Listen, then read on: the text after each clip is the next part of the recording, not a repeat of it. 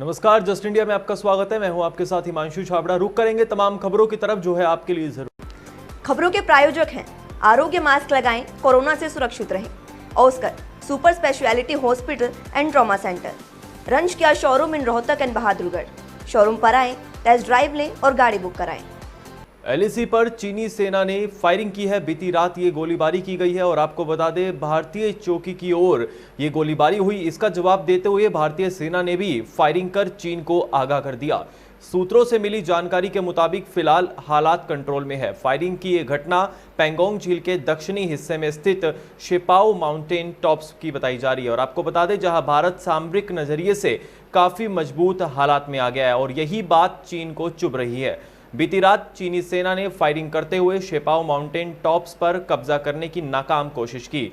भारतीय सैनिकों ने चीन को तुरंत करारा जवाब देते हुए सैनिकों ने जवाबी फायरिंग करके चीन को चेतावनी दी और अपनी पोस्ट की तरफ आते चीनी सैनिकों को तुरंत रोक दिया। लगातार चेतावनी देते हुए भारतीय सैनिकों ने कई गोलियां चलाई। भारत की तरफ से करारा जवाब मिलते ही चीनी सैनिकों के कदम रुक गए। काला टोप और हेलमेट टॉप पर कब्जा के बाद से भारतीय सेना काफी अलर्ट पर थी, जबकि चीनी सेना बार बार इन दोनों चोटियों की तरफ बढ़ने की कोशिश कर रही थी। गोली चलने की घटना भी इसी कोशिश का नतीजा था। घटना काफी बड़ी है और चीन की हिमाकत भी, क्योंकि एलएसी पर 1975 के बाद से पहली बार गोली चली है।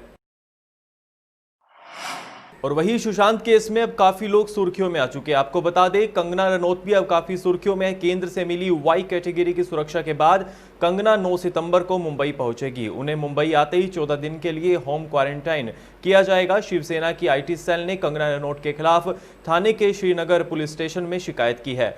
और वही आपको बता दें आईटी सेल की मांग है कि कंगना पर राजद्रोह का केस किया जाए, क्योंकि उन्होंने मुंबई की तुलना पाकिस्तान के कब्जे वाले कश्मीर से की थी। इस मांग पर पुलिस कानूनी राय ले रही है। उधर बीएमसी ने कंगना के ऑफिस पर अवैध निर्माण का नोटिस लगा दिया। आपको बता दें कंगना ने खुद ट्वीट कर इसकी जानकारी दी है और आपको बता दें बीएमसी ने कंगना के ऑफिस पर अवैध निर्माण का नोटिस चिपका दिया है। कंगना ने जानकारी देते हुए बताया कि सोशल मीडिया पर मेरे दोस्तों ने बीएमसी के खिलाफ गुस्सा जाहिर किया था, इसलिए वे आज बुलडोजर लेकर नहीं आए, लेकिन ऑफिस में नोटिस चिपका दिया है। दोस्तों मेरे लिए बहुत खतरा हो सकता है, लेकिन आपका प्यार और सपोर्ट मिल रहा है। इसी बीच आपको बता दें कंगना रनौत लगातार ट्विटर पर एक्टिव है, लगातार ट्वीट कर रही है। इससे पहले भी काफी बार ट्वीट कर चुकी है। शिवसेना के खिलाफ भी उन्होंने ट्वीट किया था। सुशांत मामले में सीबीआई आज भी जांच कर रही है। एनसीबी आज भी रिया चक्रवर्ती से पूछताछ कर रही है। और वही लद्दाख में भारत और चीन के बीच 4 महीनों से तनाव बना हुआ है। इस बीच विदेश मंत्री एस जयशंकर ने कहा कि पूर्वी लद्दाख में हालात काफी नाजुक है। ऐसे हालातों में दोनों देशों के बीच राजनीतिक स्तर पर बातचीत की जरूरत है। उन्होंने कहा सीमा की स्थिति को पड़ोसी के साथ संबंधों से अलग करके नहीं देखा जा सकता। किन्हीं भी दो देशों के बीच अच्छे रिश्तों के आधार शांति होती है। एससीओ की बैठक में हिस्सा लेने के लिए आज रूस के लिए रवाना हो गए विदेश मंत्री और वही 10 सितंबर को उनकी चीन के विदेश मंत्री वांग यी के साथ वार्ता हो सकती है। जयशंकर और वांग यी के बीच अगर 10 सितंबर को बैठक होती है तो यह एक हफ्ते में दोनों देशों के बीच दूसरी हाई लेवल की मीटिंग होगी। इससे पहले मॉस्को में एससीओ समिट में रक्षा मंत्री राजनाथ सिंह ने अपने समक्ष से मुलाकात की थी। इसमें राजनाथ ने कहा था भारत अपनी 1 इंच जमीन नहीं छोड़ेगा। हम किसी भी कीमत पर देश की अखंडता और संप्रभुता की रक्षा करने के लिए प्रतिबद्ध है। चीन को एलएसी का सम्मान करना चाहिए और यथास्थिति को बदलने के लिए कोई भी एक तरफा कोशिश नहीं करनी चाहिए। वही कोरोना महामारी के कारण देश में हालात लगातार बिगड़ते जा रहे हैं। आपको बताते रोजाना जो है आंकड़ा वो बढ़ता जा रहा है। पिछले 24 घंटे में देश में 70,000 से ज्यादा नए मामले देखने को मिले। इसी के साथ ही आपको बता दें अगर हरियाणा प्रदेश की बात करें तो हरियाणा प्रदेश में भी लगातार कोरोना का कहर जारी है। हरियाणा में संक्रमण की दर अब 6% को पार कर गई है। ये अब 6.1% हो गई है, जबकि रिकवरी रेट लुढ़क कर 78.21% पर आ चुकी है। प्रदेश में यह संक्रमण अब तेजी से बढ़ रहा है। 24 घंटे में 2224 नए मामले सामने आए, जबकि 23 लोगों की मौत हो चुकी है। 1560 मरीज ठीक होकर घर भी जा चुके हैं। आपको बता दें एक तरफ जहां पर मरीज ठीक होकर घर लौट रहे हैं तो दूसरी तरफ नए मरीजों का भी आंकड़ा बना हुआ है। और आपको बता दें कुरुक्षेत्र में 3, गुरुग्राम, अंबाला, करनाल, यमुनानगर और कैथल में 2-2 और जींद, सिरसा, भिवानी, महेंद्रगढ़, हिसार, पानीपत, रोहतक और फरीदाबाद में 1-1 मरीजों ने अपनी जान को गंवा दिया। और वही प्रदेश में कुल संक्रमित मरीजों की संख्या का आंकड़ा आपको बता दें 78,773 पर पहुंच चुका है और मरने वालों की संख्या 829 पर पहुंच चुकी है। पलवल में 25 अगस्त को होडल थाना क्षेत्र के अंतर्गत एक गांव में 11 वर्षीय मुखबधिर बच्ची के साथ सामूहिक दुष्कर्म कर हत्या कर दी गई थी। घटना से पूरे क्षेत्र में लोगों में रोष बना हुआ था। पुलिस ने आरोपियों पर कार्रवाई करते हुए 2 युवकों को गिरफ्तार कर जेल भेज दिया है। ग्रामीणों ने एसडीएम कार्यालय के सामने आरोपियों को फांसी की सजा देने के लिए प्रदर्शन किया। प्रदर्शन के दौरान हाथों में स्लोगन लिखी तख्तियां लेकर आरोपियों की फांसी देने की मांग के नारे लगाए गए। मृतक के परिजनों के द्वारा सौंपे गए ज्ञापन में कहा गया कि नए कानून के तहत पॉक्सो एक्ट में 12 वर्ष से कम उम्र की बच्ची के साथ दुष्कर्म और हत्या जैसे संगीन अपराधों में फांसी का प्रावधान है। इस मामले में होडल के एडीसी ने परिजनों को जल्द से जल्द आरोपियों को सजा दिलाने का आश्वासन दिया।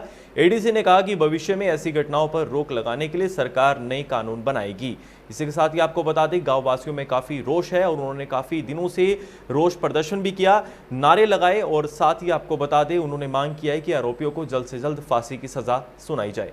11 साल की लड़की थी, उसका रेप हुआ है, उसका बलात्कार किया है, आँख जलाई उसकी जिंदगी की, उसको जान उसके हत्या करी है उसकी और उसका बलात्कार हुआ है। उसको इंसाफ चाहिए, उसको फांसी देनी चाहिए 2 बंदे को। तो इन्होंने ढूंढी गांव में अड़ोस पड़ोस में ढूंढते रहे तो इनको कोई पता नहीं लगा। शाम को हमने कहा मन भाई रिपोर्ट कर दो थाने में जा करके। इन्होंने बेचारा रिपोर्ट की तो रिपोर्ट नहीं ली इनकी। एक वो महेंद्र ASI है, उसने रिपोर्ट नहीं ली इनकी, सुबह भी भगा दी। फिर हमें 5 बजे के करीब लड़की की लाश मिली गांव के पड़ोस में ज्वार के खेत में। तो इतने फिर हमने फ़ोन किया तो फिर पुलिस आई, 1-1.5 घंटे बाद आई थी। फिर उसको ले गई डेड बॉडी और वो अपराध भी पकड़े गए दोनों, जो भी उसके साथ बहुत मन घिनौना हरकत की उन्होंने। जब आपका ज्ञापन टाइप होके आ जाए तो आप इनको लेके 2 साथी और ऊपर मेरे पास आ जाइएगा, ठीक है। अगर इनको इतनी देर इनको अपने घर भेज दीजिए, समझ गए बात। बाकी आप ये निश्चिंत रहिए, जिला प्रशासन की ओर से, जिला पुलिस की ओर से, सरकार की ओर से जो सबसे ज़्यादा मदद हो सकती है वही करेंगे, ठीक है। रोहतक से भाजपा सांसद डॉक्टर अरविंद शर्मा ने कहा कि प्रदेश सरकार किसानों के साथ खड़ी है और केंद्र सरकार कृषि क्षेत्र में 3 अध्यादेश लाई है जो कि पूरी तरह से किसानों के हित में है। उन्होंने कहा कि कृषि अध्यादेश को लेकर विपक्ष किसानों को गुमराह करने का प्रयास कर रहा है। इसके अलावा सांसद ने कहा कि कोरोना संक्रमण रोकने के लिए सरकार पूरी तरह से प्रयासरत है और प्रशासनिक अधिकारी बेखूबी से काम कर रहे हैं। सोमवार को वीडियो कॉन्फ्रेंसिंग के जरिए सांसद डॉक्टर अरविंद शर्मा ने जिला प्रशासन के अधिकारियों के साथ कोरोना संक्रमण की रोकथाम को लेकर प्रबंधों की समीक्षा की। उन्होंने कहा कि कोरोना संक्रमण रोकने के लिए सरकार ने समय रहते उचित कदम उठाए हैं, जिसके चलते अब प्रदेश में स्थिति दोबारा से सामान्य होने लगी है। उन्होंने कहा कि अब पहले की तरह स्थिति सामान्य होने लगी है और प्रदेश में विकास की रफ्तार तेजी से आगे बढ़ेगी। साथ ही उन्होंने लोगों से अपील की कि कोरोना का खतरा अभी टला नहीं है, इसलिए सरकार की हिदायतों की पालन करें। सांसद डॉक्टर अरविंद शर्मा ने कहा कि केंद्र सरकार कृषि क्षेत्र में जो 3 अध्यादेश लाई है वो पूरी तरह से किसानों के हित में है और इसी के साथ ही उन्होंने लोगों से अपील की कि कोरोना के दौरान, इस महामारी के दौरान सभी लोग 2 गज की दूरी बनाए रखें और मास्क और सोशल डिस्टेंसिंग का इस्तेमाल करें। वहीं टोहाना के कैंची चौक स्थित मदन ब्रेड स्टोर में शॉर्ट सर्किट के कारण आग लग गई। आपको बता दें, आग लगने के बाद आसपास के इलाकों में काफी हड़कंप मच गया। आग लगने से लाखों रुपए का सामान जलकर राख हो गया। मामले की सूचना पाकर दमकल विभाग की टीम मौके पर पहुंची और आग पर काबू पाया। दुकानदार मदनलाल ने सरकार से गुहार लगाते हुए कहा कि सरकार किसान की फसल जलने पर मुआवजा देती है तो सरकार को हमें भी मुआवजा देना चाहिए और कहा कि उसका लाखों रुपए का सामान जलकर राख हो चुका है। और इसी के साथ ही दुकानदार ने कहा कि जिस प्रकार सरकार किसानों को मुआवजा देती है, हमें ही मुआवजा चाहिए और आसपास के लोगों में काफ़ी वहाँ पर हड़कंप मच गया। आग लगने के बाद दमकल विभाग की जो टीम है वो मौके पर पहुंची और वहाँ पर आग पर जल्द से जल्द काबू पाने की कोशिश की। रात को 9:30 बजे शॉर्ट सर्किट के कारण आग लगी।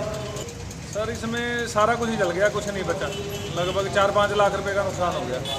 सर इन्वर्टर था, डबल बैटरी का, LED थी, कैमरे लगे हुए थे, क्रेट जल गई 100-150, जो सामान था, ब्रेड था, बेकरी थी, बिस्कुट वगैरह थे, कल ही माल आया था, सब जल गया था। सर मैं तो सरकार से ये मांग करूंगा, एक तो पहले ही लॉकडाउन के कारण काम धंधे खत्म हो गए थे भाई, जैसे सरकार किसानों को फसल खराब होने पे मुआवजा देती है, आज मेरी सारी फसल खराब होगी तो मेरे को भी मुआवजा मिलना चाहिए। खबरों के प्रायोजक थे Pramod trading company, tiles, sanitary ware, Ghanipura, Jhajjar road, Rohtak. Asian colour coated Ispat limited. Be Fast Fit, India's fastest growing fitness chain, now at Rohtak D Park. Corona महामारी से लड़ने के लिए आरोग्य मास्क लाया है आपके लिए सबसे आधुनिक मास्क। इसके साथ ही आपको मिलेगी आधुनिक पीपीई किट, वो भी बहुत ही सस्ते रेट पर। contact@arogyamask.com पर जाएं और हमसे संपर्क करें या फिर www.arogyamask.com से जुड़ें। इसके साथ ही आप हमें कॉल कर सकते हैं। हमारा पता है Anand international, plot number 181, sector 25, Panipat, Haryana.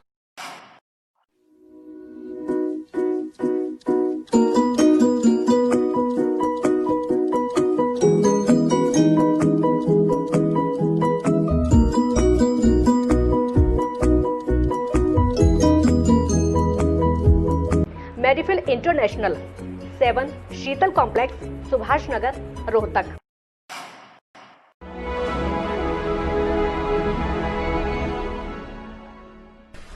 चाचा, आपने नया घर बनवाया है तो घर की छत पर कौन सी शीट लगवाई है?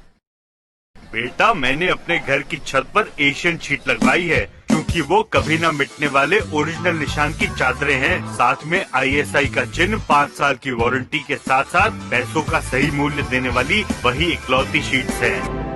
क्योंकि नाम नहीं, पहचान जरूरी है।